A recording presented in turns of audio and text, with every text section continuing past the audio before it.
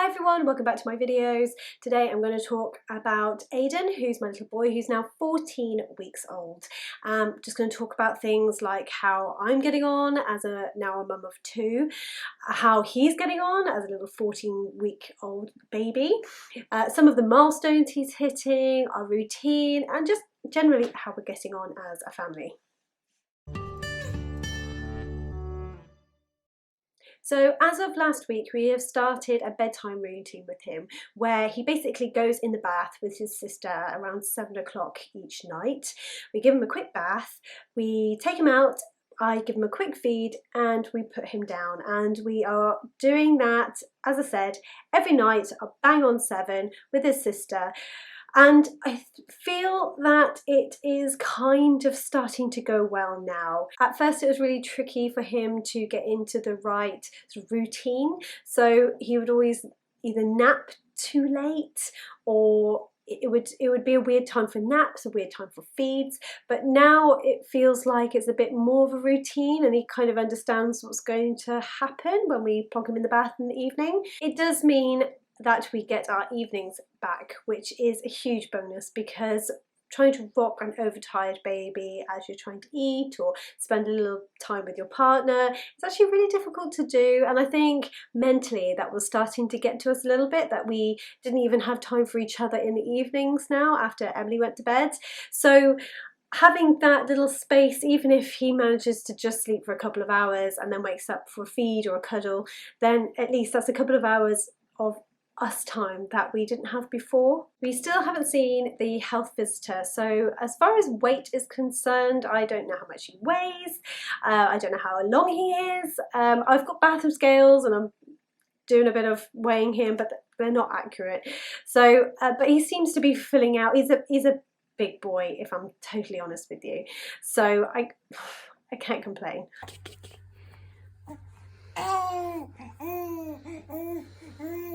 He's a big boy.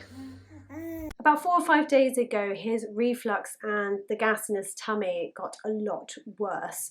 Last week, I decided, or about 10 days ago, I decided to give up dairy to see if that might be triggering his reflux and gassy tummy. You might have heard me complain about his gassy tummy previously. But actually what I found is that it hasn't made any difference as far as the dairy is concerned. What I have noticed is, because I was giving up dairy, I decided to eat a lot more things as a dairy replacement. So a lot of things with coconut in. And actually what I've figured out is that I think that coconut might be triggering his reflux and his bad tummy. So I'm now on a bit of a trial error. I have introduced dairy back in my diet, but I'm avoiding coconut like the plague, which is an easier thing to do, as you can imagine, because I was getting a little bit down with avoiding dairy, especially all the cakes and biscuits that you rely on, especially in these early stages with a baby. So I'm going to see how the avoiding the coconut pans out, so I'll keep you guys up to date and see how we get on. I am feeling generally physically well. Lockdown and restrictions in the UK are still underway because of the coronavirus, so I think mentally I'm feeling quite low. It is now winter, it is cold, it is dark, and most things are now shut, which then limits everything you want to do in the weekend as a family. And I am now also feeling slightly overwhelmed by having two to juggle. Aidan is at that age where he needs to be entertained quite a lot, so he can't just sit there and just look at the world. He needs to be played with, and he likes to be around people. And Emily, who is coming up to 4 years old, is asking about 150 questions a minute, as you would as an inquisitive toddler, but I'm really struggling to deal with both. So please, how people deal with more than two, I don't know how you do it. As far as milestones are concerned, he has now learned to roll, which is quite exciting. He loves tummy time, which, despite his reflux and his bad gassy tummy, he still loves being on his front, and he has now decided he wants to roll everywhere, which is fine until he actually rolls, and then he panics by the fact that he's on his back and he just lets out a crazy scream. As I mentioned, he just needs to be more entertained. He's doing all the sounds and gas and boos and oohs. I do feel like he's a lot less vocal than his sister was at this age. She was able to start vocalizing much different and more complex sounds at 14 weeks than he is, but physically I feel like he's reaching his milestones a lot faster.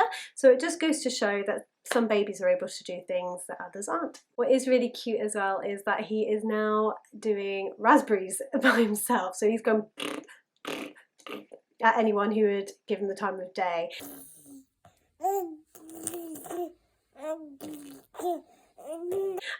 But he's drooling quite a lot with that. So I'm not quite sure whether the drooling is because he's discovering what he can do with his mouth, or whether we are actually seeing early signs of teething. As far as his routine is concerned, his routine is quite similar to the previous video. If you want to have a look, please click on it here. But it's usual up at about 6:30 in the morning, and then he has a nap around 9 for about sometimes 40 minutes, sometimes an hour and a half, and it seems to be fluctuating all over the place at the moment. He goes down around lunchtime, and then he tends to have 2 naps in the afternoon, but I'm really hoping that will be smudged into 1 eventually, because as I mentioned, because we're having a bedtime routine now that starts at 7, I don't particularly want him napping too late in the day because it will mess up him going to bed. As far as we are getting along as a family, we're doing really well.